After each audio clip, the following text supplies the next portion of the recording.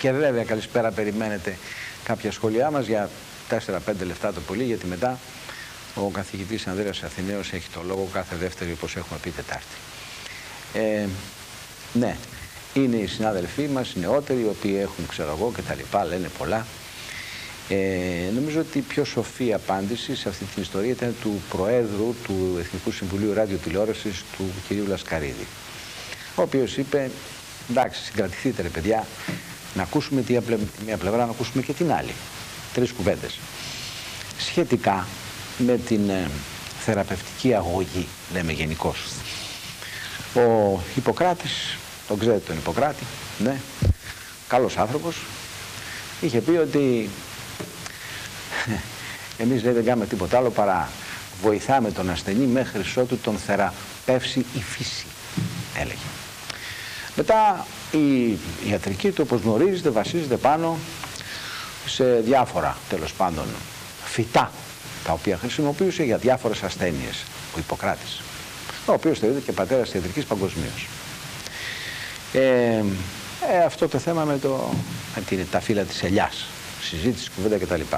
Υπάρχουν βιβλία τα οποία αναφέρονται σε τέτοια θέματα, δηλαδή τις θεραπευτικές ιδιότητες των φυτών. Η χώρα μας είναι μια χώρα η οποία έχει περισσότερη ποικιλία τέτοιων θεραπευτικών φυτών. Και γι' αυτό και άνθησε η επιστήμη του Ιπποκράτους. Ναι, πάει αυτό. Δεύτερο θέμα. Έχουμε συζήτηση, πολύ έγινε, ανακατεύεται ο εισαγγελέας κτλ. Το δεύτερο θέμα είναι, εμείς ξέρουμε όλοι, εδώ οι κατοικούντες σε αυτή τη μεγάλη χώρα, ότι έχεις, λέει, λίγο αυτό και τα λοιπά, βάλε ένα χαμομήλι. Ναι. Βάλε μια ματζουράνα που είπε η μάνα. Βάλε, ξέρω εγώ, τα παιδιά από την ήτια λουλουδιασμένη, ξέρετε το τραγούδι, ναι. Από αυτή βγαίνει το τίλιο. Το τίλιο του τίλιου τα... Ρίχνουν λοιπόν, το μωρό κοιμήθηκε. Εμείς άμα θέλουμε, ξέρω εγώ, τα λοιπά, βάλτε ένα τίλιο. Και σε όλα τα σπίτια εκείνα, τα υπέροχα χωριάτικα σπίτια μας, είχε διάφορα βαζάκια που μέσα είχαν μαζέψει οι αγρότησες. Έχετε μια άλλη ειδικότητα της ιατρικής επιστήμης, η οποία λέγεται ομοιοπαθητική. Και η οποία λέει το όμοιο πάθος και τα λοιπά, μην τα λέω τώρα αυτά.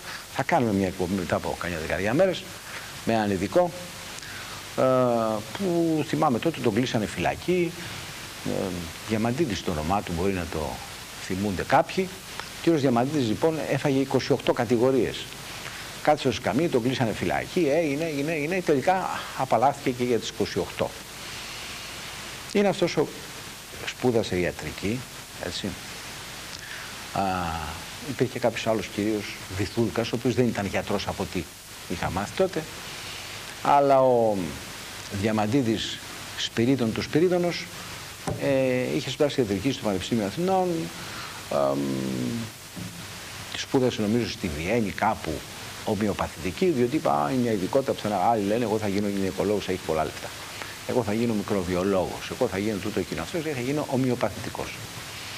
Εδώ δεν υπήρχε τέτοια ειδικότητα, πήγε στη Βιέννη, σπούδασε ομοιοπαθητικός κτλ. Εμείς ερευνήσαμε πριν πολλά χρόνια το θέμα και πήραμε κάποια παραδείγματα για να δούμε εδώ τι γίνεται. Τι λέει αυτός ο άνθρωπος, έτσι είναι τούτο εκείνο. Οι άσχετοι όπως συνήθως δημοσιογράφοι, οι οποίοι λένε, τι λένε, δεν έχω καταλάβει. Έχουμε πει για δημοσιογραφική οντολογία, έχουμε πει και να προσέχουν. Παιδιά, προσέχτε. Τέλος πάντων.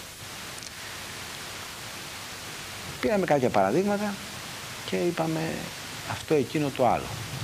Δηλαδή, παραδείγματος, άνθρωποι οι οποίοι υπέφεραν από πονοκέφαλο, χρόνια, οι μικρανίες, χρόνια. Άλλοι που υπέφεραν, γνωστοί μας και καθηγητές πανεπιστημιακοί, όχι ιατρικής, άλλης επιστήμης, οι οποίοι υπέφεραν από μια ασθένεια που λέγεται προστατίτης, μικρόβια δηλαδή στον προστάτη. Τι άλλο να σας πω, δεν πολύ θυμάμαι κλπ. Τέλος πάντων, εμείς πήραμε 2 παραδείγματα τότε, γιατί ακριβώς πρέπει να ξέρουμε τι γίνεται, να πούμε στον τηλεθεατή, ισορροπία, δημοσιογραφία αυτού του τύπου.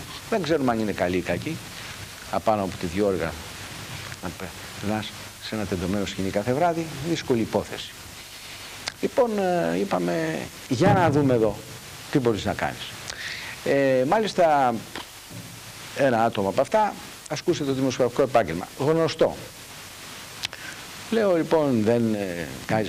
Άντε μου, τον Κομπογιαννίτη, τον πήξα, το δείξα. Μάλιστα. Αυτοί μου λένε οι Κομπογιαννίτες. Καλά.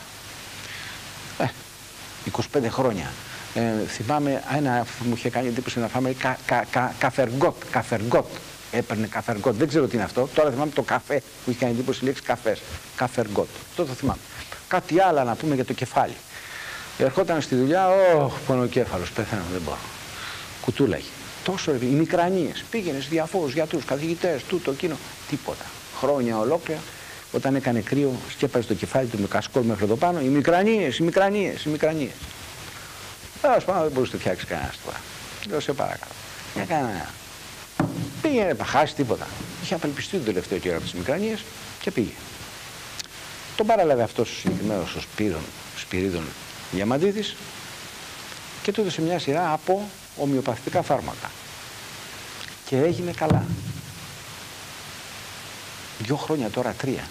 Πάει ο πονοκέφαλος, πάνε οι μικρανίες. Το πείραμα, η απόδειξη. Άλλος ένας είχε αυτό την προστατήτητα. Του έδωσε κάποια ομοιοπαθητικά φάρμακα. Χρόνια, 25, με ένα φάρμακο αντιβιωτικό. Προσπαθούσε κάθε 6 μήνες. Του έδωσε αυτός ένα φάρμακο, θυμάμαι τότε πώς μου το είχε πει, δεν θυμάμαι.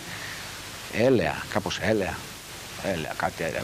Γιατί πώς γίνεται εδώ, λέει αυτά λέει, έχουν μια μυρωδιά. Και τα μικρόβια λέει μυρίζουν τη μυρωδιά και χάνονται, εξαφανίζονται.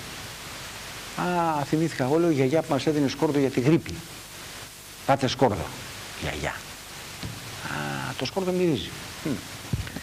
Εμένα δεν με ενδιαφέρουν αυτά βέβαια. Λέω, θέλω το αποτέλεσμα. Ρωτάω λοιπόν, άλλος αυτός, καθηγητής πανεπιστημιακός σήμερα. Λέω, για πες μου, που λέει να είναι καλά ο άνθρωπος. Αυτό δεν σημαίνει τίποτα. Λέω, εδώ κάτι δεν πάει καλά.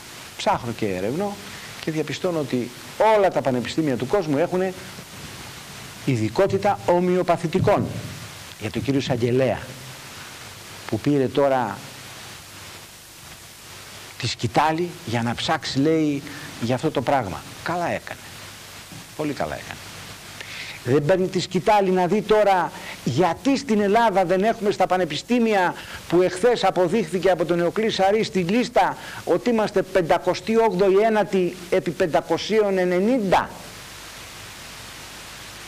Τα πανεπιστήμια μας 590 σειρά και προηγούνται όλα τα άλλα. 90η θέση έχει το Λεμονόσοφ.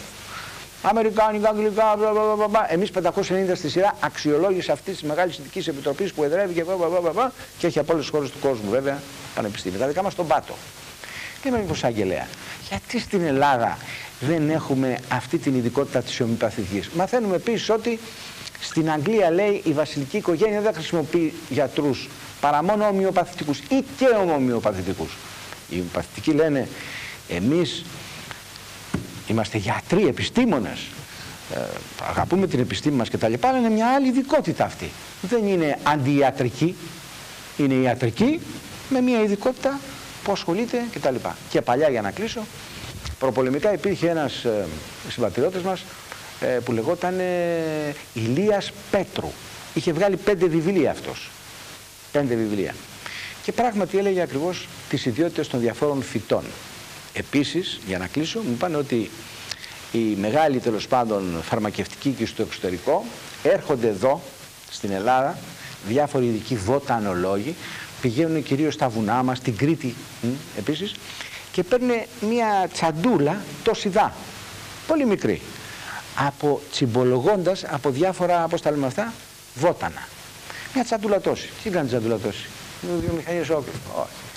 Παίρνουν τσαντούλα αυτή και με αυτή την τσάντα μπορούν να κάνουν χιλιάδες φάρμακα. Δεν ξέρω πώς, παίρνουν κάτι από αυτό που έχει μέσα το φυτό και φτιάχνουν τα ομοιοπαθητικά φάρμακα. Αλλά, εν πάση περιπτώσει, αυτό το οποίο μετράει για τον κύριο Εισαγγελέα είναι το εξής και τελειώνω. Το είπα 3 φορές, το τελειώνω, δεν έχω τελειώσει. Τέλος πάντων. Λοιπόν, τώρα τελειώσω σίγουρα. Κύριε Εισαγγελέα, πάτε λοιπόν αυτούς τους ανθρώπους και πείτε τους, ελάτε εδώ, πάρε ένα νοσοκομείο, ένα κρεβάτι κρατικό, δεν θα επιτραπεί μέσα να μπει κανένας, θα βάλουμε και έναν εισαγγελέα αυτός ο ασθενής, τι ασθένειες θεραπεύεις εσύ, κύριε, με την ειδικότητα του ομοιοπαθητικού, γιατί έχουμε καρδιολόγους, χειρουργούς, βιολόγους, όλα αυτά. Τι θεραπεύετε εσείς με τα ομοιοπαθητικά, πού μπορείτε να βοηθήσετε? Βοηθούμε σε 1, 2, 3, 5, 10, 20 ασθένειες. Και από αυτές τις 5, τις 10 τις κάνουμε καλά τελείως. Έτσι. Να πάρουμε από αυτές τις 5. Λοιπόν, να έρθει ένας που είχε αυτή την ασθένεια. Τον βρίσκουμε. Εισαγγελέας από πάνω και επιτροπή από πάνω να παρακολουθήσει. Θα τον κάνετε καλά? Θα τον κάνουμε καλά. Τον κάνανε καλά, τελείωσε. Με ποιο δικαίωμα στην Ελλάδα δεν υπάρχει ομοιοπαθητική ειδικότητα στα ελληνικά πανεπιστήμια, ενώ υπάρχει σε όλα τα άλλα του κόσμου? Κύριε Εισαγγελέα μου, αυτά μπορείτε να τα λύσετε για το καλό των συμπατριωτών μας. Ξέρουμε πάρα πολύ καλά τι γίνεται με τη φαρμακό, όπως τη λένε. Γράφε συνταγές και πάρε τα ποσοστά. Έχουν γράφει χιλιάδες φορές. Και γιατί, τι να κάνουν, βγάζουν κάποια λεφτά από τις συνταγές που κάνουν. Συνταγογραφία, πώς τη λένε. Εντάξει. Έτσι είμαστε εμείς οι Έλληνες. Μπορεί να γίνεται και αλλού αυτό. Εδώ όμως αυτό το θέμα πρέπει να ξεκαθαρίσει. Είναι σε όλα τα άλλα πανεπιστήμια του κόσμου υπάρχει ομοιοπαθητική ειδικότητα, και γιατί δεν υπάρχει εδώ? Και ξέρουμε επίσης και λέμε και ρωτάμε, καλά, οι φαρμακοβιομηχανίες δεν βγάλουν λεφτά από την παραγωγή αυτών των ομοιοπαθητικών φαρμάκων? Άλλο. Σε άλλα δημόσια, ξέρω εγώ, γιατρία γράφονται ομοιοπαθητικά, σε άλλα δεν γράφονται. Τι είναι αυτή η ομοιοπαθητική? Είναι απάτη ή κάνει καλά τον κόσμο? Κύριε Εισαγγελέα, είναι για την υγεία του ελληνικού λαού. Διαφορετικά τώρα για τα φύλλα της ελιάς. Μεγάλο πράγμα η ελιά. Εννοώ το λάδι της. Καρδιά, κυκλοφοριακό. Πού τι γίνεται στο εξωτερικό για το ελληνικό λάδι? Το παίρνουν οι Ιταλοί, το ανακατεύουν το δικό τους και το πουλάνε μετά για χρυσό. Λέει στα σούπερ μάρκετ του Τόκιο, κάνει κάμια 10.000 δραχμές, τότε έκανε το μπουκάλι, το κιλό. Και εδώ την ελιά την έχουν πεταμένη. Άμα έχει 200 ρίζες ελιές ένας νέος σήμερα, πάρει τα βουνά, τις καλλιεργήσει και πουλήσει το λάδι στην Ιαπωνία, θα ζει να πούμε με 3 εκατομμύρια δραχμές. Σε ευρώ, κύριε, που αγαπάτε το ευρώ, κύριε καθηγητά? Δεν ξέρω. Σώθηκε, δεν σώθηκε? Ποιος? Η οικογένειά του και Έλληνας. Αυτό που είπατε, όχι. Ποιο όχι? Αυτό που δεν αγαπώ. Ποιο? Αυτό που είπατε. Του είπανε, πού πάνε, τι κάνετε? Καλησπέρα σας. Γεια σας. Τι κάνετε? Πώς από εδώ? Να ευχαριστήσω καταρχήν τον εκλεκτό φίλο και συνάδελφο εν High TV, δόκτωρα Παναγιώτη Κυριακόπουλο, για το βιβλίο του που μου χάρισε. Δημόσιες σχέσεις κάνουμε τώρα. Καθηγητές δίνουν βιβλία. Καλά. Παναγιώτης Κυριακόπουλος, θα γίνει άγαλμα και εκείνος, αλλά ποιος ξέρει πότε. Η προστασία των ατομικών δικαιωμάτων κατά το Αττικό Δίκαιο. Έκδοσης του Δικηγορικού Συλλόγου Αθηνών, τιμητική έκδοση. Εσάς σας δίνει βιβλία, εμένα δεν μου δίνει. Τέλος πάντων, για πάμε παρακάτω. Από ό,τι έριξα μια ματιά όση ώρα μιλούσατε με τους φίλους μας, έχει εξαιρετικά πράγματα. Τέλος πάντων. Και αρχίζει με ένα κομμάτι του Ευρυπίδη από τις Οικέτιδες. Και διαβάζοντάς το, βεβαίως ξανάζησα τη στιγμή που ο πατέρας μου με πήγε στην Επίδαυρο και στο Ηρώδειο και άκουσα «Μη γυρεύεις εδώ τύραννο, το άστι είναι ελεύθερο, δεν το κυβερνά ένας άνθρωπος, κυρίαρχος είναι ο λαός, οι άρχοντες διαδέχονται ο ένας τον άλλον με τη σειρά του, ο πλούσιος δεν έχει ιδιαίτερα προνόμια, ο φτωχός είναι ίσος του». Γι' αυτό, κύριε Χούντα, και εδώ έτσι διαδέχεται ο ένας τον άλλον στην Ελλάδα. Μόνο που είναι χρόνια. δύο. Ώστε? Μόνο που είναι δύο αυτοί που διαδέχονται ο ένας τον άλλον. Γίνεται αυτό. Έτσι. Είναι ειδική μετάφραση του Ευρυπίδη αυτή που κάνουμε εμείς στην Ελλάδα. Μάλιστα. Ότι εσείς και εγώ θα διαδεχόμεθα ο ένας τον άλλον και θα το λέμε δημοκρατία. Μάλιστα. Η χώρα αυτή βέβαια είναι γνωστό ότι εξέθρεψε τη δημοκρατία. Τώρα το πώς από δημοκρατία έχουμε φτάσει στην τυραννία είναι η κύκλη των εποχών. Ο πλούσιος δεν έχει ιδιαίτερα προνόμια. Ο φτωχός είναι ίσος του. Αυτό είναι μεγάλη κουβέντα για τη δημοκρατία, για την Ελλάδα, για τη ζωή. Γι' αυτό και όταν θέλουμε να είναι ίσος ο πλούσιος και ο φτωχός, κάνουμε δημοψηφίσματα. Ένα είναι αυτό που λέτε. Και το αλλάζουμε στο Σύνταγμα και αυτό. Ορισμένα πράγματα, γιατί σαφώς για το νομοθετικό έργο κάνουμε δημοψηφίσματα, αλλά ορισμένα πράγματα δεν είναι δυνατόν να είναι αντικείμενο της αγοράς. Διότι εγώ δέχομαι πολύ καλά ο πλούσιος να μπορεί να καταναλώνει περισσότερα από το φτωχό, διότι η κατανάλωση δεν είναι και σπουδαία υπόθεση. Πού να καταναλώνει, πού?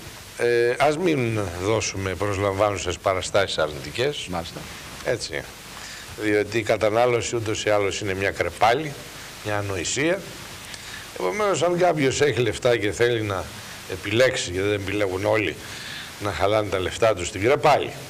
Αλλά εάν οι άνθρωποι ανοητεύσουν εκ του συστήματος οθούμενοι και βγαίνουν σε μαγαζιά για να αγοράζουν πανάκια και να κρατούν τσαντάκια, σε τελευταία ανάλυση, αν αυτοί έχουν περίσσευμα χρήματος, άστους να το κάνουν, είναι άλλο το πρόβλημα. Αλλά μια πολιτεία δεν έχει δικαίωμα να αφήνει την υγεία να είναι αντικείμενο οίκου εμπορίου.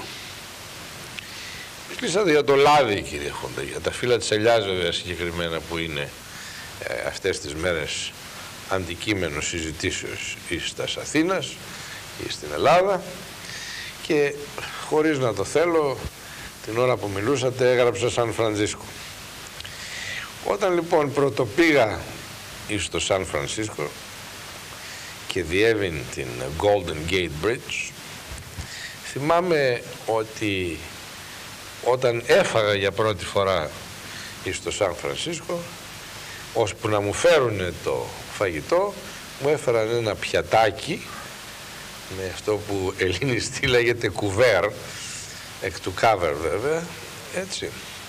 Δηλαδή το ψωμάκι και το βούτυρο που φέρνουμε εδώ και όλα τα προκαταρτικά. Γαστρονομικά. Μου έφεραν, καθώς έβλεπα έτσι την παραλία εκεί του Αγίου Φραγκίσκου, μεγάλη χάρη του, βοήθειά μας, ναι. Μου θυμίζει αυτό το Άγιος Αντώνιος, Άγιος Δημήτριος που λέει το μετρό κάθε μέρα. Έχουμε μια περιπεκτική διάθεση σήμερα, μας το επιτρέπετε αυτό. Το Μπραχάμι σε Πόλια έχει τελειώσει. Έγινε Άγιος Αντώνιος, Άγιος Δημήτριος. Έτσι, το συνηθίζουν οι βλάχοι αυτό. Το ακούμε. Γιατί λέει Μπραχάμι και σε Πόλια. Μα αφού έτσι τα λέγανε. Πες τώρα, παιδί μου, Μπραχάμι σε Πόλια. Μετά βγαίνει το τραγούδι εδώ στις Μπραχάμες. Τι ωραίο τραγούδι ήταν αυτό. Σίγουρα. Πάμε λοιπόν. Λοιπόν, η σκοπτική μας διάθεση σήμερα οφείλεται όχι βέβαια στο ότι είμεθα ιδιαιτέρως ευτυχείς βλέποντας τον κόσμο γύρω μας, αλλά Σαν Φρανσίσκο. Οι Έλληνες γελάμε αριστοφανικά μπροστά στο χάλι το οποίο βρίσκεται μπροστά μας. Πήγα λοιπόν, έκατσα να φάω και μου φέραν ένα πιατάκι με λάδι και ψωμάκι για να βουτήξω. Πολυτελείας εστιατόριο, έτσι. Αυτό εδώ οι σνόμπ θα το λέγανε γυφτιά. Βουτάς τώρα παπάρα στο λάδι μέσα. Τι χωριατιές είναι αυτές, έτσι. Εν τούτης, στο καλύτερο εστιατόριο της μεγάλης αυτής κοσμικής πόλης, έφεραν το πιατάκι με λάδι, για να βουτήξεις το ψωμί σου και να το φας με λάδι. Μάλιστα. Και άρχισε 15-20 χρόνια πριν στην Αμερική να διαφημίζεται το λάδι και να γίνεται αυτή η συζήτηση που θεωρείται καινούρια για την Ελλάδα. Έτσι, σήμερα να γίνεται αυτή η συζήτηση 20 χρόνια πριν και για τις ιαματικές ιδιότητες του ελαιολάδου, αλλά και για τις προληπτικές. Έτσι. Και μου λέτε, οι ελιές του Σαν Φρανσίσκο τις είχαν αυτό το λάδι. Από εκεί το βγάζανε. Από την Ιταλία το φέρνανε. Όταν λέμε Ιταλία εννοούμε Ελλάδα. Σαφώς. Το δικό μας λάδι βουτάνε αυτό. Επιτρέψτε μου να σας σφίξω το χέρι. Ευχαριστώ. Καλησπέρα σας. Πώς είστε? Καλά, ευχαριστώ. Για πέστε μου λοιπόν παρακάτω. Διότι θα φτάσουμε και στην εμπορία Γιακουμάτος, ο κύριος Κιούφας, ο κύριος Παπαθανασίου. Λοιπόν, ακριβώς λοιπόν αυτό το λάδι, ναι, το οποίο είναι ελληνικό και πολύ σωστά το είπατε. Είναι γνωστά αυτά. Έτσι, και το αγοράζουν οι Ιταλοί τζάμπα πράμα. Το ανακατεύουν με το δικό τους. Έτσι. Μάλιστα. Και σε χαμηλές τιμές φυσικά, γιατί μάλιστα φεύγει από εδώ bulk, έτσι, μαζικά. Μάλιστα. Και πάει εκεί και γίνεται μπουκαλάκι και σχεδόν πουλιέται σαν άρωμα στο ράφι του αμερικανικού σούπερ μάρκετ με ιταλικές φίρμες, ενώ είναι από την Καλαμάτα ή από κάποιο άλλο μέρος της Ελλάδος, έτσι. Αλλά διαφημίστηκε λοιπόν το λάδι ως προληπτικόν κατά του καρκίνου. Δεν είναι τυχαίο ότι αυτά στον Άγιο Φραγκίσκο 20 χρόνια πριν. Ναι. Προχωρούμε. Δεν είναι τυχαίο ότι στην Αμερική, που είναι η μέκα του οίκου εμπορίου, έτσι, δεν είναι και της ιατρικής σήμερα, έτσι, ότι ξεπετάγονται τέτοιες ανακαλύψεις που δεν είναι ανακαλύψεις αλλά επανάληψεις του Ιπποκράτους, όταν το σύστημα φρακάρει οικονομικά. Εγώ δεν θα πω ότι η Αμερική είναι μια χώρα όπου δεν ισχύουν οι κανόνες της αγοράς, διότι ακριβώς εκεί ισχύουν οι κανόνες της αγοράς. Όμως επειδή η Αμερική προπορεύεται σε όλα και στο κακό, θα συνειδητοποιηθεί πρώτα εκεί ότι είναι τέτοιο το κόστος του συστήματος υγείας από τους καρκίνους, ας το πούμε έτσι απλά και μη ιατρικά, που παράγει η υπόλοιπη δυναμική. Και ο καρκίνος, χωρίς να είμαι γιατρός, μόνο σε μια πόλη σαν την Αθήνα κανείς να μένει, όπου όλοι βρίζονται με όλους από το πρωί ως το βράδυ σε κάθε έκφανση της ζωής, αυτή η πόλη σε γίνει μια τρέλα. Έτσι, είτε μουτσούνες βλέπεις, κακομούτσουνους ανθρώπους οι οποίοι αγριοκοιτούν, είτε θλιμμένους ανθρώπους, είτε κυνηγημένους ανθρώπους, είτε ανθρώπους που διαπληκτίζονται μετά χωρίς κανένα λόγο. Η υπόλοιπη Ελλάδα βέβαια δεν είναι έτσι. Αυτή η κατηραμένη πόλη είναι έτσι. Το στρες παράγει τοξικώσεις, οι τοξικώσεις παράγουν ζημιές. Τέλος πάντων θα κάνουμε ανάλυση του πώς γίνεται ο καρκίνος. Σκληραίνουν οι αρτηρίες. Αλλά πέραν τούτου, έτσι, αλλά πέραν τούτου, όταν το σύστημα παράγει αρρώστια, και το σύστημα παράγει αρρώστια επειδή η οικονομία της αγοράς δεν έχει τα κριτήρια του ευτυχισμένου και υγιούς ανθρώπου, αλλά έχει τα κριτήρια της εξουσίας, που σημαίνει συσσόρευσης του πλούτου και δηλαδή της δύναμης στα λίγα χέρια. Γιατί ο εξουσιαστής, κάνω μια παρενθεσούλα εδώ και θα γυρίσουμε αμέσως στο λάδι και στο Σαν Φραντζίσκο. Ο εξουσιαστής είναι ένας άρρωστος άνθρωπος. Σκεφτόμουν απόψε ότι ένας εξουσιαστής έχει την ίδια αρρώστια με ένα βιαστή. Του κοινού ποινικού δικαίου βιαστή, ο οποίος βγαίνει το βράδυ και ζητάει το θύραμά του, ο βιαστής. Και μπορεί να βιάσει από μία γιαγιά 199 ετών μέχρι ένα λαχταριστό κοριτσάκι, και το λέω λαχταριστό εννοώντας μωρό. Έτσι πάμε από τις ακραίες ηλικίες. Και βλέπετε ότι διαβάζετε ότι ευίασε μία γυναίκα 150 ετών. Και λες, τι της βρήκε εκεί, πώς ήταν δυνατόν να τη βιάσει. Είναι άρρωστος αυτός ο άνθρωπος, είναι διεστραμμένος. Το ίδιο διεστραμμένος με αυτό το βιαστή που μπορεί να βιάσει ένα μωρό 3 ετών ή μία γυραιά κυρία των 199. Το ίδιο άρρωστος και σάπιος ψυχικά είναι και ο εξουσιαστής, ο οποίος μπορεί να μην βιάζει σώματα, αλλά βιάζει την ελευθερία και τη δημοκρατία των ανθρώπων. Δηλαδή υπάρχει αυτός ο άνθρωπος ο οποίος θέλει, το μόνο που θέλει από τη ζωή είναι να τον υπακούουν, να υποτάσσει, να τρομοκρατεί. Είναι το κοινό, είναι η γνωστή ιδιότητα του τυράννου. Η ιδιότητα του τυράννου. Ναι. Πήγαινε το μυαλό μου σε έναν πιο αδόκιμο όρο σύγχρονο, αλλά σαφώς είναι ο τύραννος. Μια και ξεκινήσαμε από Οικέτιδες και από Ευρυπίδη. Λοιπόν, αυτός ο τύραννος είναι ο βιαστής. Μάλιστα.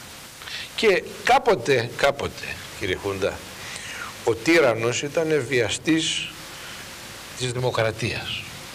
Και τα εργαλεία του ήταν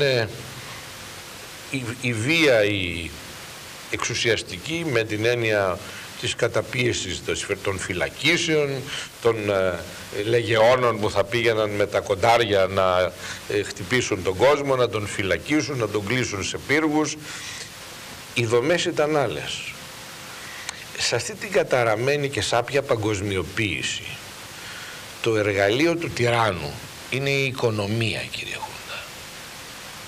Έχετε κάνει κάποιες πολύ ενδιαφέρουσες εκπομπές, εκτός από τις δικές μας που θα τις κρίνουν άλλοι αν είναι ενδιαφέρουσες ή όχι, που έχετε ζητήσει, και εμείς το έχουμε συζητήσει αυτό το θέμα, αλλά και με τον κύριο Κυριακόπουλο, έχετε συζητήσει τα διάφορα οικονομικά μοντέλα. Με τον κύριο Κώτη. Και με τον κύριο Κώτη, ναι. Τα διάφορα οικονομικά μοντέλα τύπο Φρίντμαν, τύπο Κέινς, τύπο Άνταμ Σμιθ. Και επειδή το έχουμε συζητήσει και μαζί αυτό το πράγμα, θυμάστε μου κάνατε τη ρητορική ερώτηση, μα ποιος από όλους είναι ο σωστός, έτσι.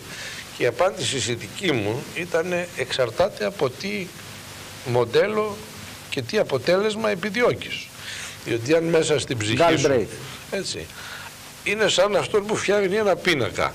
Αν η ψυχή αυτού που κάνει έναν πίνακα είναι μαύρη, είναι απεσιόδοξος ή είναι κακός, θα βγει ένας πίνακας αγριεμένος, θα βγει ένας πίνακας μαύρος. Κάποτε έκανε δώρο ένας καλλιτέχνης στον πατέρα μου ένα πίνακα που δείχνει ένα ναυακισμένο καράβι και μια κακομοιριασμένη γυναίκα που ολοφύρεται και κλαίει, που είτε μάγισσα είναι αυτή. Αυτού του καλλιτέχνη η ψυχή δεν μπορεί να ήταν εν ευτυχία για να φτιάξει αυτό το κατάμαυρο πράγμα, το οποίο προσπαθώ να το έχουμε βάλει στην έκθεσή μας όσο πιο μακριά είναι, γιατί η ψυχή μου δεν συμφωνεί με αυτό το πίνακα. Με έναν άλλον που θα φτιάξει ένα, αν μιλάμε για τοπία βέβαια, που θα φτιάξει ένα τοπίο με φως ή με ένα καράβι το οποίο ταξιδεύει κλπ. Έτσι, λοιπόν, το ίδιο πράγμα, όπως ο καλλιτέχνης διαλέγει τα εργαλεία του ή τα θέματα του και τα χρώματα του ακόμα, ανάλογα με αυτό που θέλει να προσφέρει, το ίδιο και μια κυβέρνηση ή μια εξουσία θα διαλέξει το εργαλείο της. Θα πάρει τον Άνταμ Σμιθ αν θέλει να τσακίσει τον κόσμο και να τον σαπίσει και να τον κάνει όπως κάνουν σήμερα η παγκοσμιοποίηση, τους πάντες να τους κάνει πένιντες. Ο Άνταμ Σμιθ ήταν ένας τελώνης, κύριε Χούντα. Ήταν από αυτούς που σου ανοίγουν τη βαλίτσα και κάνουν έτσι τα εσώρουχά σου, μπας και έχεις κανένα διαμάντι μέσα για να στο δασμολογήσουν. Λοιπόν, ο Άνταμ Σμιθ, που τον θεωρούν φιλόσοφο, εγώ αυτά που έγραψε τα συχαίνομαι, εννοείται, έτσι. Γιατί τα έγραψε με την ψυχολογία του τελώνει, ότι τα πάντα είναι μία συναλλαγή.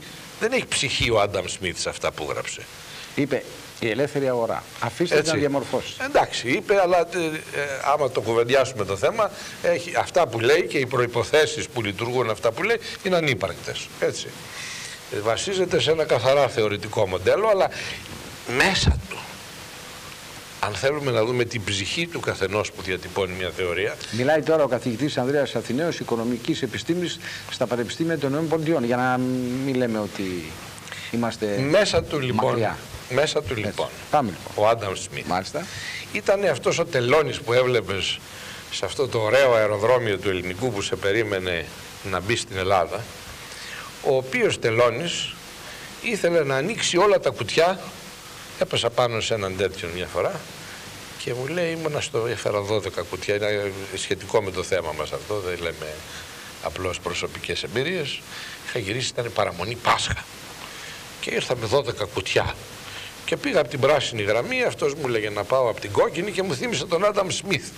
Και εγώ επέμεινα ότι θα πάω από την πράσινη και άνοιξε τα όλα. Και τα άνοιξε και εγώ βέβαια έκανα χάζι. Λοιπόν, μου θύμισε, ακριβώς μετά συνειδητοποίησα ότι αυτός ο άνθρωπος με την μανία του να δασμολογήσει, βέβαια δεν βρήκε τίποτα, βιβλία βρήκε, τι να δασμολογήσει, τάκλεισε, φύγαμε. Απλώς ήταν ο κακός που μας έκανε τη ζωή δύσκολη και χάσαμε και τον επιτάφιο εκείνη την ημέρα, γιατί εγώ ερχόμουν για τον επιτάφιο. Λοιπόν, όταν θέλεις λοιπόν να βασανίσεις ένα λαό, του λες τις βλακίες που λένε στην παγκοσμιοποίηση. Έτσι. Τις οποίες έλεγε και ο Άνταμ Σμιθ ως τελώνης. Αρπακτικός. Έτσι κάνουν οι μαέστροι, έτσι κάνουν οι άρπαγες. Λοιπόν, και ανάλογα λοιπόν με αυτό που επιδιώκεις, διαλέγεις και τον Σμιθ, τον Κέινς, τον Φρίντμαν. Εδώ λοιπόν η παγκοσμιοποίηση, κύριε Χούντα, έχει διαλέξει την αγορά. Μάλιστα. Και διαλέγοντας την αγορά, μόνο να της επιτρέψει η αγορά θα πει ότι το λάδι κάνει καλό, βλέπε Σαν Φρανσίσκο, και αν η αγορά δεν της πει ότι είναι καλό για μένα την αγορά να το κάνεις, θα κυνηγήσει κάθε τι που θα έχει σχέση με την χρήση του λαδιού, της ομοιοπαθητικής ή οτιδήποτε άλλο. Η Ελλάδα έχει την ατυχία, κύριε Χούντα, να είναι πάντα υποχείριον των συμφερόντων των οικονομικών και να την πετάνε στο τελευταίο σκαλοπάτι του κακού της σκάλας στην αγορά. Επομένως, κάπου που η αγορά θα επιτρέψει να χρησιμοποιηθεί το λάδι, διότι θα πει ότι είναι μεγαλύτερη η ζημιά στον κοινωνικό ιστό, στην οικονομία, στην πρόοδο του τόπου. Είναι πιο πολύ φασαρία να έχουμε περισσότερους καρκινοπαθείς αντί λιγότερους καρκινοπαθείς. Ώρα Αμερική, βγάζει το λαδάκι η Αμερική. Στην Ελλάδα, όπου ο άνθρωπος έχει λιγότερη αξία από ό,τι έχει, από την ήδη μικρή αξία που έχει στις άλλες χώρες επί εποχής παγκοσμιοποίησης, τον αφήνουν και πεθαίνει, φτάνει, όπως είπατε, η ιατρική που έχει πάψει η ιατρική για πολλούς, όχι για όλους, να είναι λειτουργήμα, αλλά όπως είπατε είναι συνταγογραφία, και αν τους βάλεις και κανένα 50 στο στήθος σου βάζουνε, σου αφήνουνε. Δεν είναι όλοι έτσι. Είπα, όχι όλοι έτσι. Μια... Από εκεί και πέρα όμως πρέπει... σημαντική μειονότης. Να θυμίσουμε, ότι πρέπει να κάνουμε ένα σύντομο διάλειμμα να τώρα. Το κάνουμε, να βάλουμε μια ανωτελεία και πάμε στο διάλειμμα.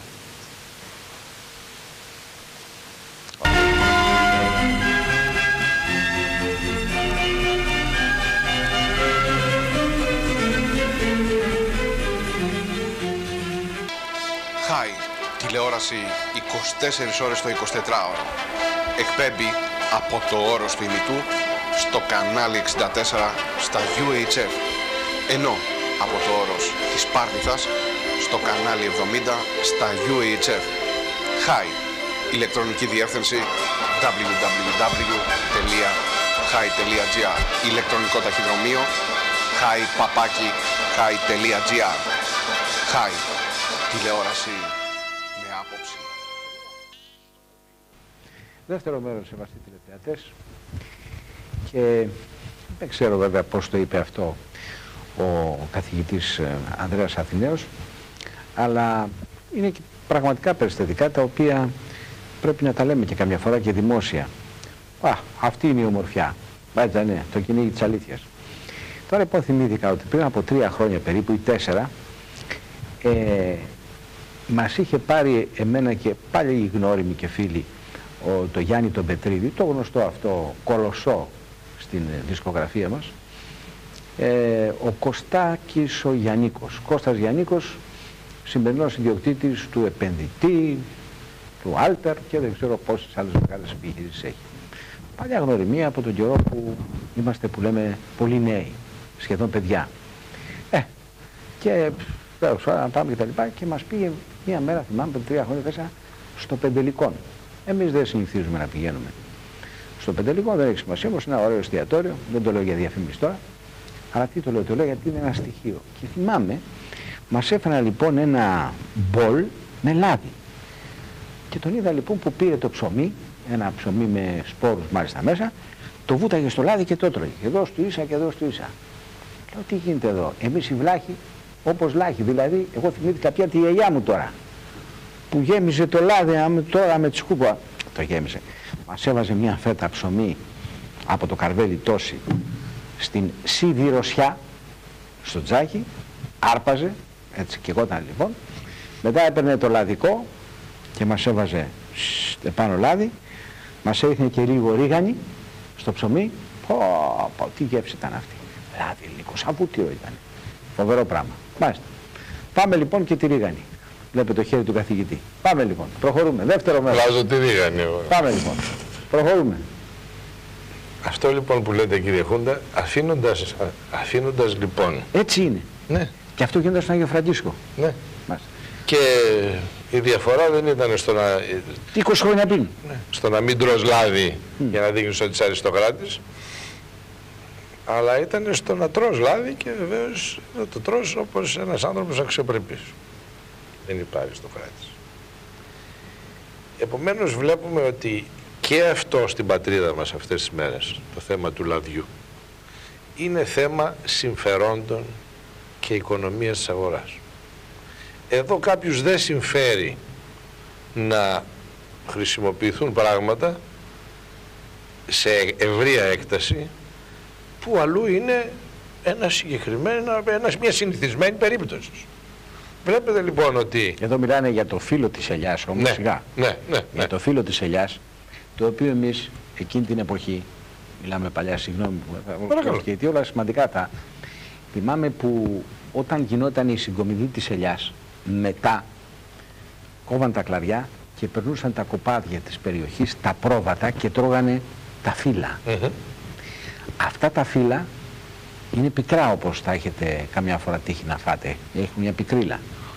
Και όταν σηκώνει χυμούς η ελιά, η πικρίλα αυτή μειώνεται. Όταν όμως φεύγει ο χυμός, τότε πικρίζει. Ωστόσο όμως τα φύλλα της ελιάς, θυμάμαι τότε, τα χρησιμοποιούσαν και για θεραπευτικούς λόγους στα χωριά. Τώρα έγινε συζήτηση ότι τα πήρανε για τον καρκίνο.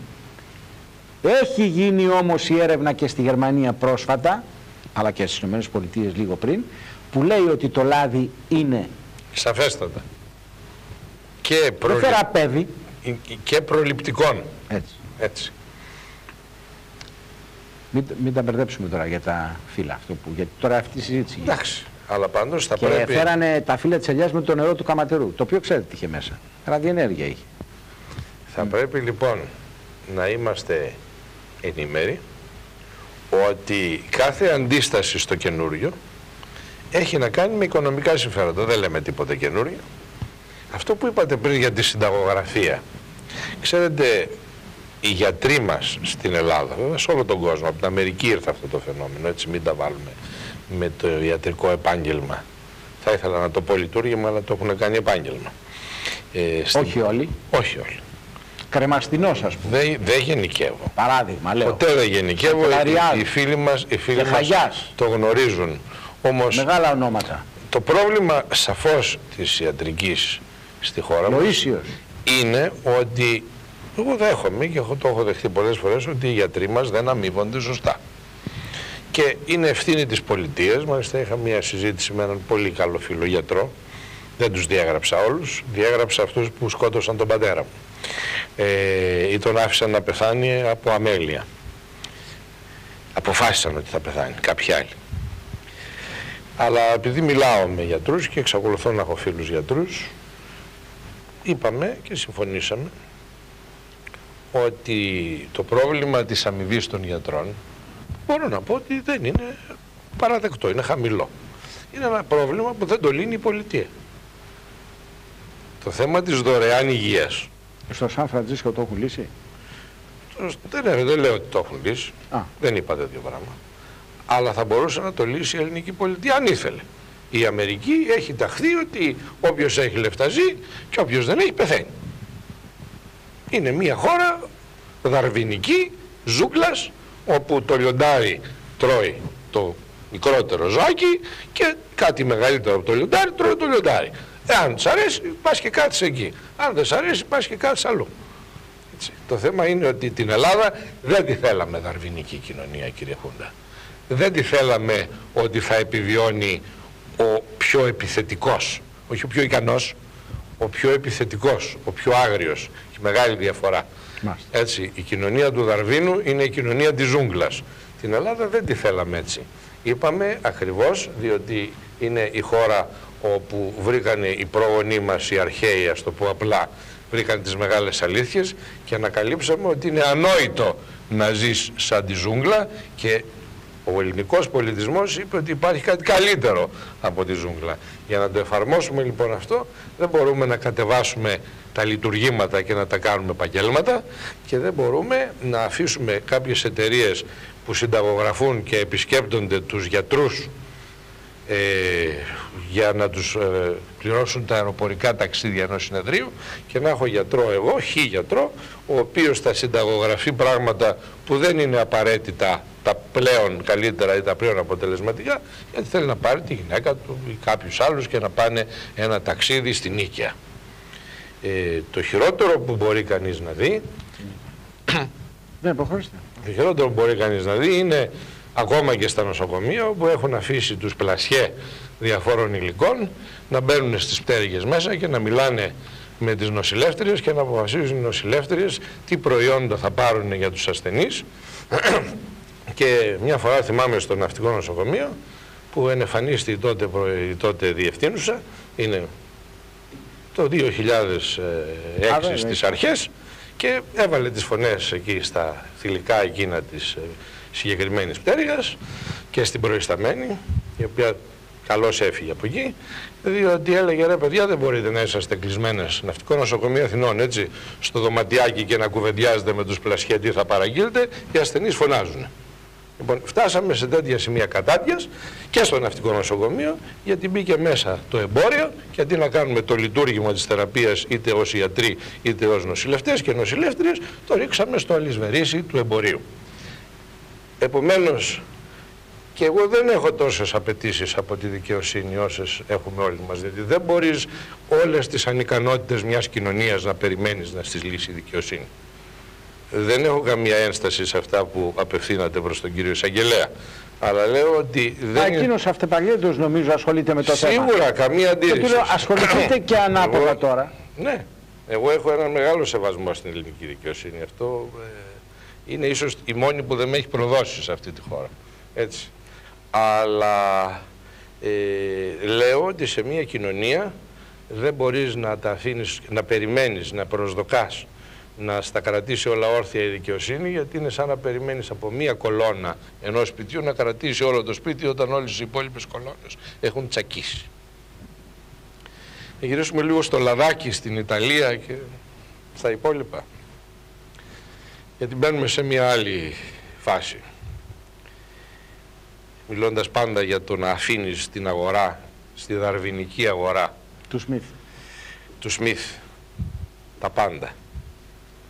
Υποτίθεται ότι αυτό το κατασκεύασμα που λέγεται όκι, όπως τα λέτε εδώ με τα διάφορα ονόματα, τα πλασματικά ονόματα και τις πλασματικές επιχορηγήσεις, επιδοτήσεις κτλ. Που τις έχουν βαφτίσει κατά κάποιο τρόπο για να δώσουν οντότητα σε αυτό το μόρφωμα που το απογαλούν η Ευρωπαϊκή Ένωση. Υποτίθεται ότι θα γινόταν μια ελεύθερη οικονομία της αγοράς. Βέβαια είπαμε άλλες φορές ότι το μεγαλύτερο έκτρωμα είναι ότι πάνε να κάνουν κοινωνία της αγοράς, δηλαδή μια κοινωνία που δεν θα έχει ανθρώπινες αξίες, αλλά το μόνο που θα βλέπει μπροστά από τη μύτη της θα είναι το κέρδος, τα λεφτά, άρα θα είναι μια κοινωνία άξεστη σαν και αυτή που παράγεται καθημερινά. Όμως έχουμε ξαναπεί, κύριε Χούντα, από αυτό το βήμα, ότι ούτε καν κοινωνία και οικονομία της ελεύθερης αγοράς του Άνταμ Σμιθ έφτιαξαν, διότι ο Άνταμ Σμιθ, τουλάχιστον στα χαρτιά, αυτός ο τελώνης τέλος πάντων, που άνοιγε βαλίτσες και ήθελε να αρπάξει κάποιον που πέρναγε, έφερνε ένα ραδιοφωνάκι από την Ιταλία, ας πούμε.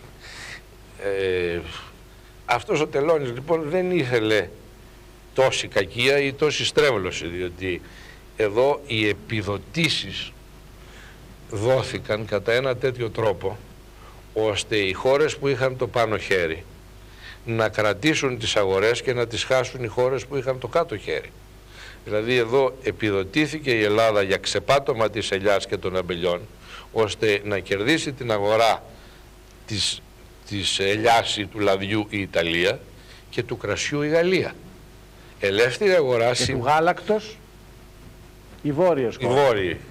Λοιπόν, εδώ λοιπόν, για να μην είμαστε αφελείς και να μην ακούω αυτούς που οι χαζοί είναι, όπως έχουμε πει άλλες φορές, και μη σκεπτόμενοι, το πούμε πιο ευγενικά, οι πληρωμένοι για να τα λένε αυτά τα πράγματα.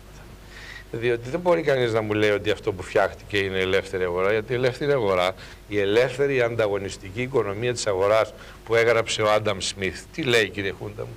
Λέει ότι βάζουμε, ή μάλλον αφήνουμε, δεν ξεπατώνουμε τα αμπέλια στη Σάμο, και το σαμιώτικο κρασί με τα μπέλια του, γιατί βγάζει ωραίο κρασί η Σάμος, έτσι, κορυφαίο κρασί η Σάμος. Ακόμα κορυφαίο. Είναι εκεί στο Καρλόβαση, προχωρούσα κι εγώ στο Καρλόβαση και μύριζα εκεί τα εινοπία που φτιάγνανε το κρασί το σαμιώτικο και φρένονται η ψυχή μου μόνο από τη μυρωδιά. Τώρα έχουν ρημάξει όλα, έχουν κλείσει σχεδόν τα πάντα, διότι πληρώθηκαν οι σαμιώτες με επιδοτήσεις αυτής της λεγόμενης Ευρώπης, της φερόμενης ως Ευρωπαϊκής Ένωσης και της φερόμενης ψευδός ως ελεύθερης ανταγωνιστικής οικονομίας, να ξεπατώσουν οι σαμιώτες τα μπέλια τους για να μείνει η Γαλλία κυρίαρχος στην αγορά του κρασιού. Δηλαδή πληρώσαμε κάποιους να ξεπουλήσουν, να κλείσουν τις παραγωγικές μονάδες τους. Αυτό είναι μια έμεση οικονομία της αρπαγής, αυτό που λέμε hostile acquisition στην οικονομική επιστήμη. Δηλαδή έχεις μια βιομηχανία ομοειδή με σένα. Αυτό έγινε στην Αμερική με άλλη μορφή.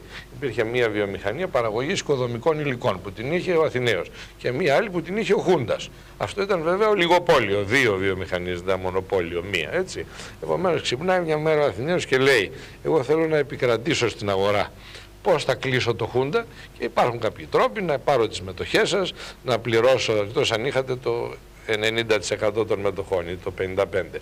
Αλλά επειδή κανένας δεν έχει το σύνολο των μετοχών, πλησιάζω αυτούς τους άλλους που έχουν ένα μεγάλο ποσοστό στις μετοχές, κάνω αυξήσεις. Επιθετική εξαγορά. Επιθετική εξαγορά και αρπάζω. Και δεν αρπάζω τη βιομηχανία Χούντα για να την λειτουργήσω μαζί με τη δική μου, την αγοράζω και την κλείνω. Έγινε. Έτσι. Αυτό είναι μία μέθοδος που εφαρμόστηκε από την δίθεν Ευρώπη, της δίθεν Ένωσης, της δίθεν ελεύθερης αγοράς, όπου γιατί το ίδιο δεν είναι. Κλείνουμε τη Σάμο με έναν άλλο τρόπο. Έγινε στη Γερμανία Mercedes, Hanomag. Μπράβο. Αυτό λοιπόν που έγινε στη Γερμανία ανάμεσα σε δύο ομοειδείς βιομηχανίες έγινε αναλογικά. Καλύτερη ποιότητα η Hanomag από τη Mercedes. Αναλογικά στις περιφέρειες, όπου κλείσαμε τη Σάμο για να έχουμε τη Γαλλία. Είναι ακριβώς το ίδιο πράγμα σε άλλη μορφή, αλλά η τεχνική είναι ίδια. Το ίδιο λοιπόν πληρώσαμε την Ελλάδα. Θυμάμαι κάτι υπουργούς που κοιμώντουσαν τότε και τους πιάνανε να κοιμώνται στις συσκέψεις όπου παζαρευόντουσαν όλα αυτά τα πράγματα, ίσως γιατί είτε άνθρωποι ήταν υπουργοί ως αγράμματοι πολλά χρόνια πριν. Τώρα έχει παραγραφεί η βλακεία. Λέτε για το χασμουριτό, το περίφημο. Μιλάμε, έχει παραγραφεί η βλακεία, είναι πάνω από 5 ετία. Τα αποτελέσματα όμως δεν έχουν παραγραφεί, γιατί τα βιώνει η Ελλάδα σήμερα. Ξεπατώθηκαν οι ελιές, ξεπατώθηκαν τα σύμπαντα και οι Ιταλοί αγοράζουν ό,τι λαδάκι παρέμεινε εδώ ή σε αυτή τη χώρα. Και σας πει κι άλλη φορά, μόνο με ένα ελληνικό προϊόν μπορούσαμε να είμαστε πάμπλουτοι. Πάμπλουτοι. Να φυτεύαμε όλη την Ελλάδα ελιές. Τελείωσε. Έληξε το θέμα. Δεν έχω καμία αντίρρηση. Αντίθετα, λέω ένα είδος. Αντίθετα κύριε Χούντα μου. Γιατί το λάδι το δικό μας δεν υπάρχει. Τώρα γιατί? Ας ψάξουν το βρουν. Αντίθετα η κύριε του είναι μοναδική.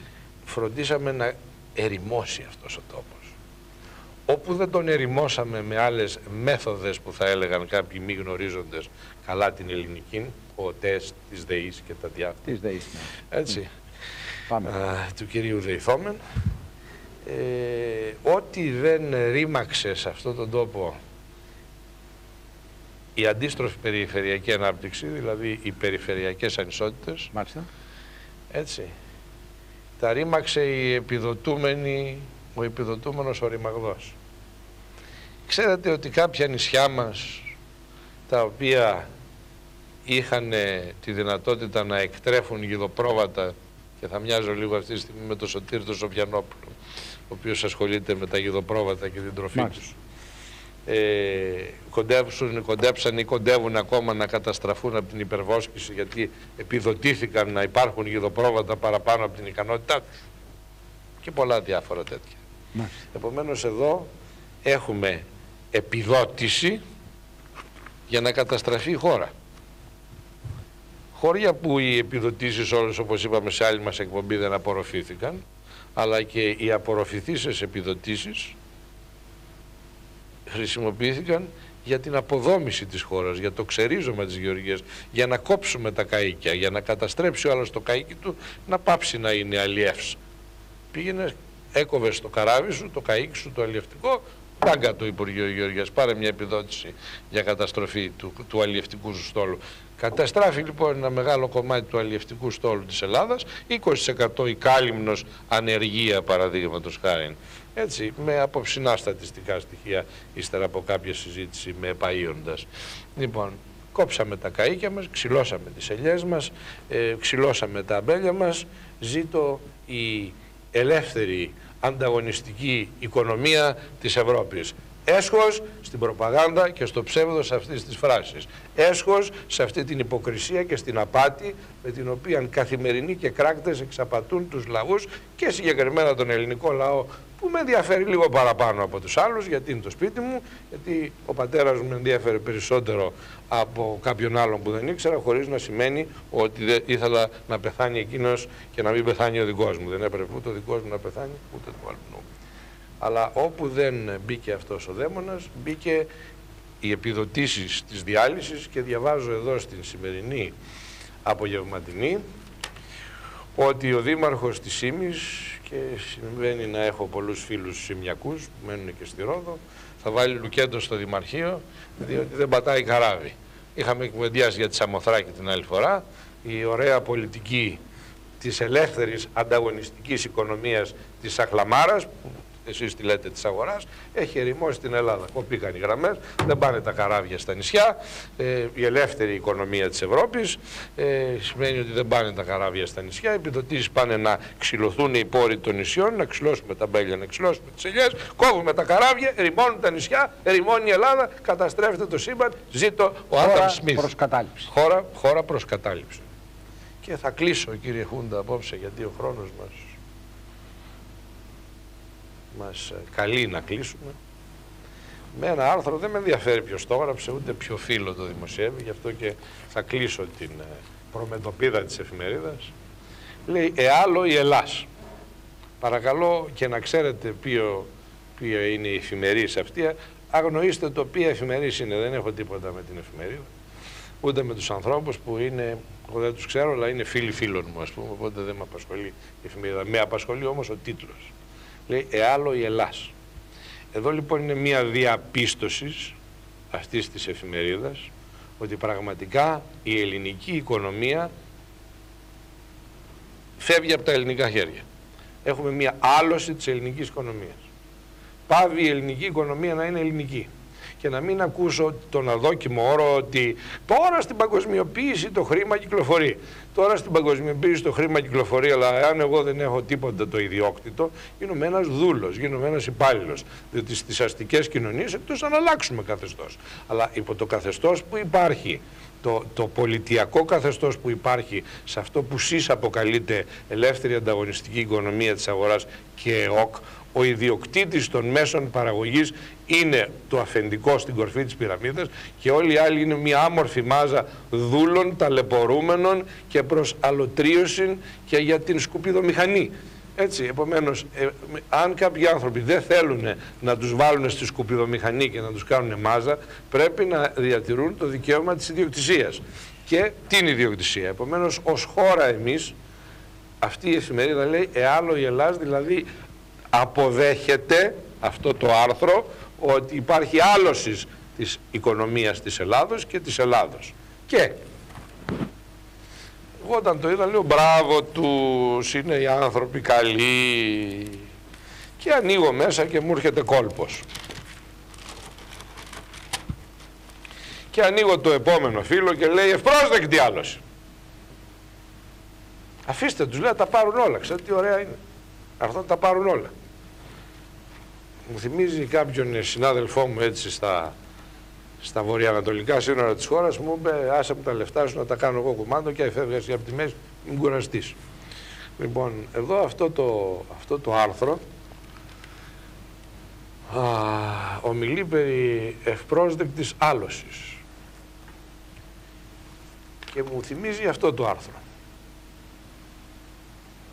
που αναλύει την έννοια της πέμπτης φάλαγγας. Ξέρουμε τι είναι η πέμπτη φάλαγγα.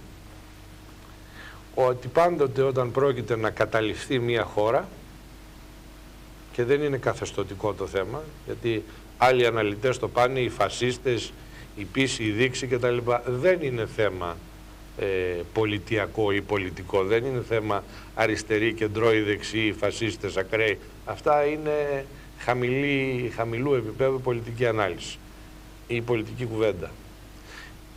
Πέμπτη φάλαγγα είναι η δημιουργία μέσα στη χώρα που θέλεις να καταλάβεις μιας δύναμης η οποία θα λέει αφήστε τον κατακτητή να περάσει, θα περάσουμε καλύτερα. Και για την ιστορία και για τους νέους ανθρώπους, κύριε καθηγητά, να πούμε ότι ο Ισπανός δικτάτορ τότε Κουαντίλιο ή πώς τον λέγανε Φράνκο, στον Ισπανικό εμφύλιο πόλεμο, όταν ένας στρατηγός του εκεί ήθελε να καταλάβει μία πόλη, τόσο μα δεν λέμε τώρα στην Ισπανία, ρωτάει ο Φράνκο, γιατί πόσες φάλαγγες έχεις? Φάλαγγα ήταν μονάδα, ας το πούμε, όπως λέμε μεραρχία σήμερα, ναι, στρατό και τα λοιπά. Λέει έχουμε 4 φάλαγγες. Και του λέει ο Φράνκο ως στρατηγός και τα λοιπά, επιτελικός που ήταν και ήξερε τα πράγματα, του λέει δεν νομίζω, του λέει, ότι με 4 φάλαγγες θα καταφέρεις να την καταλάβεις αυτή την πόλη τότε στον Ισπανικό εμφύλιο πόλεμο. Εγώ θα έλεγα, του λέει, ότι θέλεις τουλάχιστον 5 ή 6 για να μην σου πω παραπάνω φάλαγγες. Δηλαδή ταξιαρχίες, μεραρχίες. Και το απαντάει ο δικός του στρατηγός, ναι, αλλά του λέει έχω μία μέσα που κάνει για 10. Πού του λέει μέσα? Την 5η, του λέει, την έχω μέσα στην πόλη. Που πρόκειται να καταλάβω. Να πούμε στους τηλεθεατές γιατί λέγεται αυτή η λέξη, οι 2 λέξεις, η φράση 5η φάλαγγα. Και είχε και η Ελλάδα 5η φάλαγγα όταν οι Ιταλοί και οι Γερμανοί στο Δεύτερο Παγκόσμιο Πόλεμο. Γιατί τώρα δεν έχει? Ευρίσκοντο, εκεί θα καταλήξω, ευρίσκοντο προ των πυλών και υπήρχε η 5η φάλαγγα, όπως υπήρχε και η γαλλική 5η φάλαγγα που έβγαλε το Πουρκουάρι. Έτσι, υπήρχε και η 5η φάλαγγα μέσα στην Ελλάδα, το Βυσί, που ήταν Έλληνες συνεργαζόμενοι με τον άξονα των Γερμανών, που λέγανε γιατί να πολεμήσουμε και δεν τους αφήνουμε να περάσουν, θα περάσουμε και εμείς καλά και εσείς καλύτερα. Στη σημερινή Ελλάδα υπάρχει επίσης μια 5η φάλαγγα. Και η 5η φάλαγγα, νομίζω, η σημερινή 5η φάλαγγα εκφράζεται από τις απόψεις ή τις θέσεις αυτού του άρθρου. Αγνοήστε την εφημερίδα, δεν είναι θέμα εφημερίδας, έτσι. Που λέει να μας αγοράσουν, να τους τα πουλήσουμε όλα, να γίνουμε, δεν το λέει εφημερίδα, αυτό το αποκρύπτει. Το άρθρο αυτό λέει αφήστε τους να μας αγοράσουν, θα ζήσουμε καλύτερα. Επομένως μας προτείνει να πουλήσουμε ό,τι έχουμε και δεν έχουμε, να γίνουμε δούλοι, να γίνουμε έτσι μια ρυπαρά μάζα, σαν και αυτή που σιγά σιγά γίνεται η Αθήνα και ο πληθυσμός της, άνθρωποι κυνηγημένοι, άνθρωποι ανασφαλείς και ανάλογα με το χαρακτήρα του καθένας μετατρέπει την ανασφάλειά του είτε σε ψυχιατρικό νόσημα, τα οποία έχουν αυξηθεί αγρίως στην Ελλάδα αυτόν τον καιρό, ή σε επιθετικότητα που μπορεί να είναι εγκληματικότητα, το να ζημιώσεις το διπλανό σου, το να γίνεις απατεώνας και το να υπάρξει μια εικόνα χάους μιας Ελλάδας που δεν αλώνεται απλώς, αλωτριούται. Γιατί η άλωση σημαίνει αλωτρίωση. Κλείνω για απόψε. Να προσθέσουμε λοιπόν στον καθηγητή Ανδρέα Αθηναίου, ο οποίος έχει και βραβευτεί, όπως είπαμε και άλλες φορές, στις ΗΠΑ για τις επιδόσεις του στα πανεπιστήμια ως καθηγητής, και ο οποίος βεβαίως έχει αναλύσει και έχει διδάξει και έχει θεωρίες για τις πρώην οικονομικές, ξεκινώντας, όπως είπε, από τον Άνταμ Σμιθ, Ρικάρντο, Μάλθους, Μάρξ, Φρίτμαν, ξέρω, Κέινς πριν, ουτοπιστές κλπ. Τα μαθήματα του Χιουκότου τα ξέρετε, αυτά τα μαθαίνουμε σιγά σιγά όλοι. Ο καθηγητής Ανδρέας Αθηναίος έχει αυτή τη συγκεκριμένη οικονομική άποψη. Βέβαια ο Τζον Γκαλμπρέιθ, Αμερικανός πάλι, είχε πει αν μπορούμε να πάρουμε τα θετικά του συστήματος του σοσιαλιστικού και τα θετικά του συστήματος του κεφαλαιοκρατικού, να τα συνδυάσουμε και να κάνουμε ένα νέο οικονομικό σύστημα που θα είναι καλό για τους πολίτες του πλανήτη μας. Αυτό έκανε ο Κέινς. Ναι. Τελικά. Το είχε πει ο Τζον Γκάλμπερ. Και τελικά το έκανε ο Κέινς. Μετά. Λοιπόν, προχωρούμε παρακάτω. Η άποψη είναι ότι δεν πρέπει να δώσουμε τίποτα από τα ασημικά της χώρας. Πρέπει να τα κρατήσουμε, να εκμεταλλευτούμε εμείς τους πόρους μας και να γίνουμε μια εύρωστη οικονομικά χώρα. Καθηγητής Ανδρέας Αθηναίος. Η άλλη άποψη είναι φέρτε τους ξένους επενδυτές να τα αγοράσουν όλα, οπότε εμείς θα γίνουμε ένα Hong Kong, το λέω καλά ή λέω λάθος? Προχωρήστε. Ναι. Και από εκεί και πέρα θα περνάμε καλά αφού αυτοί θα επενδύσουν. Ως πόρνες θα περνάμε καλά. Ακριβώς. Θέλω λοιπόν να πω ότι η διαφορά είναι ότι κατά τη λαϊκή έκφραση εσείς βλέπετε αυτούς ως νταβατζίδες τους επενδυτές. Και τους Έλληνες να εξελίσσονται σε πόρνες, όπως εξελίσσουν τους σκλάβους που φέρουν οι δουλέμποροι σε οίκους ανοχής, σαν και αυτούς που βλέπουμε στις περιοχές κάπου γύρω. Είναι λοιπόν η άποψή σας ότι η οικονομία πρέπει να είναι αυτύπαρκτος, το λέω καλά, η δημιουργικό της εσωτερικό προτέρημα της χώρας και η ανάπτυξη πάλι εσωτερικό, χωρίς την ανάμειξη, την επιδότηση ή οποιασδήποτε άλλης μορφής επένδυση από ξένους επενδυτές. Είναι μία άποψη σεβαστή. Πήγατε λίγο παραπάνω, αλλά έχει φύγει ο χρόνος. Δεν λέω ακριβώς αυτό, επομένως ας κρατήσουμε μία επιφύλαξη. Έτσι, φτάνω μέχρι του σημείου όπου μία χώρα πρέπει να στείνεται στα πόδια της. Με δικά της μέσα. Στα πόδια της. Να είναι αυτάρκη σε αγαθά. Να το πω πολύ γρήγορα γιατί τέλειωσε ο χρόνος μας. Όπως ένας άνθρωπος δεν είναι απομονωμένος, γιατί αυτό που είπατε ακούγεται σαν απομονωτισμός και δεν λέω τέτοιο πράγμα.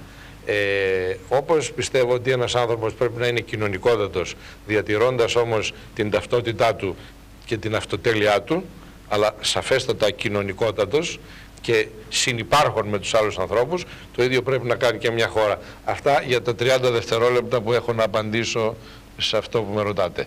Δεν μιλάω λοιπόν για κάποιον απομονωτισμό της Ελλάδος, μιλάω όμως ανάμεσα στον απομονωτισμό και στην πορνεία υπάρχει η σύνθεση του ανθρώπου που και συνυπάρχει με τους άλλους, αλλά και υπάρχει και ο ίδιος αυτοτελώς ως συγκεκριμένο άτομο με την ταυτότητά του, πολιτιστική ταυτότητα σε αντιστοιχεία με σε επίπεδο χώρας και εθνική κυριαρχία, για να αναφερθούμε και στον ουσιαστικό όρο που μας απασχολεί. Ευχαριστούμε τον καθηγητή Ανδρέα Αθηναίο, συμβαστή τηλεθεατές. Χαίρετε.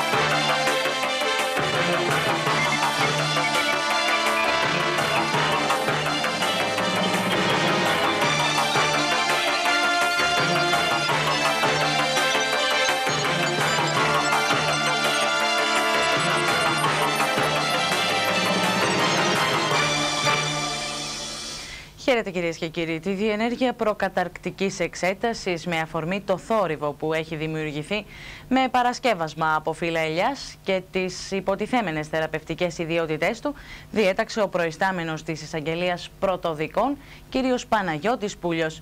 Η έρευνα που έχει το χαρακτήρα του κατεπήγοντος ανατέθηκε στην Εισαγγελέα Πρωτοδικών, κυρία Ελένη Σίσκου, η οποία καλείται να διακριβώσει εάν υπάρχει κίνδυνος για τη δημόσια υγεία, καθώς και να εντοπίσει εάν στην υπόθεση έχουν διαπραχθεί με δόλο αδικήματα και από ποιους. Τέτοια θέματα που άπτονται της υγείας του ελληνικού λαού θα έπρεπε να παρουσιάζονται με ιδιαίτερη προσοχή, δήλωσε ο αναπληρωτής κυβερνητικός εκπρόσωπος, κύριος Ευάγγελος Αντώναρος, ερωτηθής για τη δημοσιογραφική κάλυψη του θέματος αναφορικά με τις θεραπευτικές ιδιότητες των φύλων της ελιάς. Πρόσθεσε ότι η επέμβαση της πολιτείας ήταν άμεση, μόλις ανέκυψε το θέμα και τόνισε ότι το Υπουργείο Υγείας ζήτησε χωρίς καμία απολύτως χρονοτριβή τη γνωμοδότηση του Κεντρικού Συμβουλίου. Αναφορικά με το ζήτημα που έχει δημιουργηθεί σχετικά με τις θεραπευτικές ιδιότητες εκχυλίσματος καρπών και φύλλων ελιάς από το Υπουργείο Υγείας και Κοινωνικής Αλληλεγγύης, σύμφωνα και με τη γνωμοδότηση του Κεντρικού Συμβουλίου Υγείας, διευκρινίζονται τα εξής. Δεν υπάρχει καμία συστηματική κλινική μελέτη και βιβλιογραφική αναφορά που να επιβεβαιώνει την χρησιμότητα του εκχυλίσματος καρπών και φύλλων ελιάς και ως εκ τούτου δεν έχει αποδεδειγμένα θεραπευτικά αποτελέσματα. Επειδή δεν έχει ελεγχθεί η τοξικότητα ή μη του εν λόγω προϊόντος, είναι πιθανό να εγκυμονεί η χρήση του και άμεσους κινδύνους για τον ασθενή. Είναι άκρως επικίνδυνη η εκμετάλλευση της ελπίδας των πασχόντων από νεοπλάσματα, οι οποίοι πιθανότατα θα οδηγηθούν στην χρήση του συγκεκριμένου προϊόντος, εγκαταλείποντας την χορηγούμενη από τους υπεύθυνους γιατρούς καθιερωμένη θεραπευτική αγωγή, κάτι που μπορεί να οδηγήσει σε μη αναστρέψιμες βλάβες της υγείας των ασθενών. Οι κατά καιρούς εμφανίσεις τέτοιου είδους προϊόντων, τα οποία δεν έχουν πιστοποίηση από θεσμοθετημένα όργανα, όπως το Κεντρικό Συμβούλιο Υγείας και ο Ελληνικός Οργανισμός Φαρμάκων, και τα οποία προωθούνται από μη ειδικούς για ευνόητους λόγους, εγκυμονούν κινδύνους για την δημόσια υγεία και ως εκ τούτου οδηγούν σε παραπληροφόρηση των ασθενών. Η ιστερία επικρατεί με τα φύλλα της ελιάς. Πολλοί ασθενείς παρατούν τις θεραπευτικές αγωγές που τους συστήνουν οι γιατροί με την ελπίδα ότι πίνοντας το χείλισμα από τα φύλλα της ελιάς θα γίνουν καλά. Ποια είναι η άποψη